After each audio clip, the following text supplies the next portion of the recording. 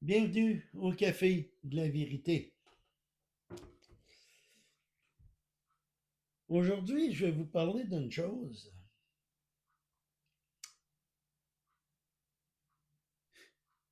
C'est, pour plusieurs, ça paraît mal et tout, là. Hein? Je vais vous parler de la mort. Mais la mort chez un chrétien, selon la parole de Dieu, qu'est-ce qui se passe? Lorsqu'un chrétien meurt, son corps s'endort. Notre corps corruptible disparaît.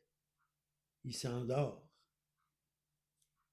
Et vous allez voir que dans la parole de Dieu, lorsque souvent on parle de quelqu'un qui croyait en Dieu ou qui croyait fermement à Jésus, ils disent pas qu'il est mort, ils disent souvent il s'est endormi.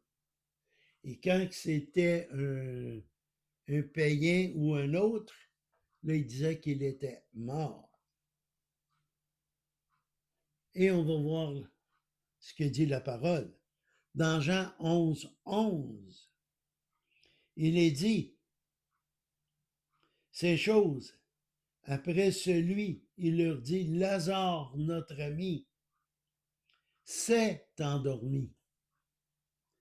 Lazare était un ami de Jésus, sans être un de ses disciples.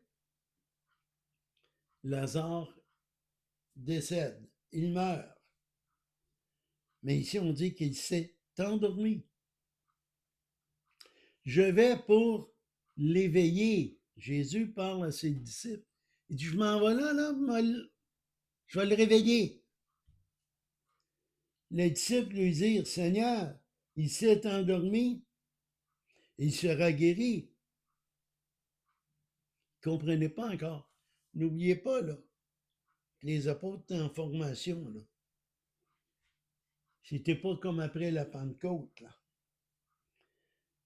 Jésus avait parlé de sa mort, mais eux pensaient qu'il parlait du dormir, du sommeil. Jésus leur dit donc alors, ouvertement, Lazare est mort. Quand Jésus a vu qu'il ne comprenait pas, là, il a pris, il dit, son corps, là, il est mort, il n'y a plus de vie dedans, là. Je me réjouis à cause de vous, de ce que j'étais pas là, afin que vous croyiez. Et nous allons vers lui. Donc Jésus est parti, pas en corvette, là, mais à pied, hein, parce que dans ce temps-là, voyager à pied ou à dos de cheval, hein, et il s'en va à l'endroit où était Lazare.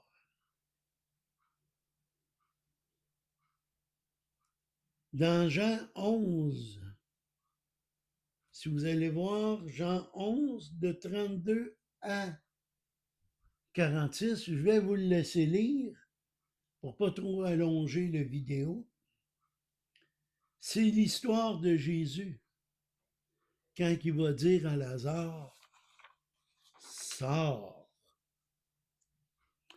Jean 11, 45, plusieurs d'entre eux, les Juifs, qui étaient auprès de Marie, la sœur de Lazare, et qui avaient vu ce que Jésus avait fait, ils crurent en lui. Ce Dieu pouvait redonner la vie. Ils ont cru en lui. Marc 5,35. Comme il parlait encore, il vit des gens de chez le chef de la synagogue, disant, ta fille est morte. Pourquoi tourmentes-tu encore le maître? Le verset 39 dit, et étant entré, il leur dit, pourquoi faites-vous ce mitule? Parce que là, tout le monde pleurait, la fille était morte, là. Ça pleurait, ça criait, c'était la tristesse totale, là. Une jeune fille qui est décédée. L'enfant n'est pas morte, mais elle dort. Il a demandé à Jésus de venir l'aider. Il a eu la foi envers Jésus. Et la foi du juste a une grande efficacité. Il faut la mettre à la bonne endroit. Si vous mettez votre foi dans votre religion, si vous mettez votre foi dans votre pasteur, si vous mettez votre foi dans Marie, si vous mettez votre foi dans des morts comme Branham, ça ne fonctionnera pas, là. Il faut mettre notre foi en Jésus. Luc 16, 22. Il arriva que le pauvre mourut. Ici, on parle de Lazare et d'un homme pauvre puis d'un homme riche. Il va nous dire où est-ce qu'on va après la mort. Et qu'il fut porté par des anges. Le pauvre meurt, mais le pauvre croyait en Dieu. Et fut transporté dans un lieu qu'on appelle le sein d'Abraham. Le riche qui n'a pas voulu lui donner de quoi boire à manger meurt aussi. Le riche aussi mourut, il fut enseveli.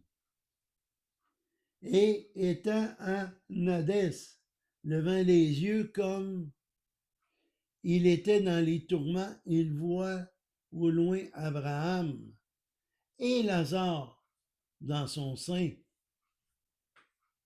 C'est divisé en deux endroits. Un ne peut pas aller de l'autre bord, puis l'autre ne peut pas aller de l'autre côté. Il y a un endroit, c'est pas tout à fait aussi pire que l'enfer, mais c'est horrible. Tu as l'autre endroit où c'est comme si tu serais au ciel. Tu n'as pas eu tes récompenses encore parce que le jugement n'est pas venu. Tu n'as pas eu ta condamnation non plus parce que, mais tu es mort sans la foi. Donc, il y a un endroit où ce qu'on est bien, puis un endroit où ce que ça va pas du tout. Toi, lorsque tu vas mourir, où vas-tu aller dormir? Quel endroit vas-tu aller? Le ciel ou l'enfer?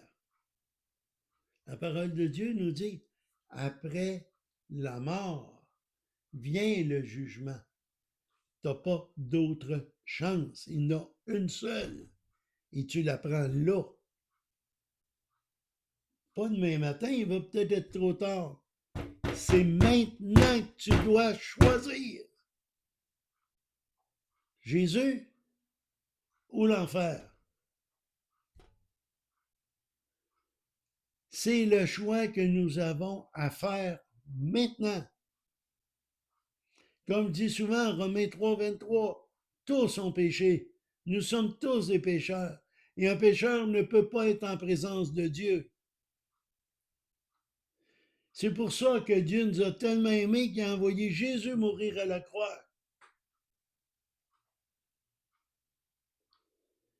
Non, si on continue Romains 23, car tous ont péché, ils sont privés de la gloire de Dieu. Mais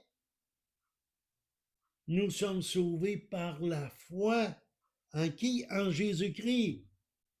Demande pardon à Dieu. Remercie-le pour Jésus. Demande que l'Esprit Saint vienne. Et tu vas être lavé de ton péché.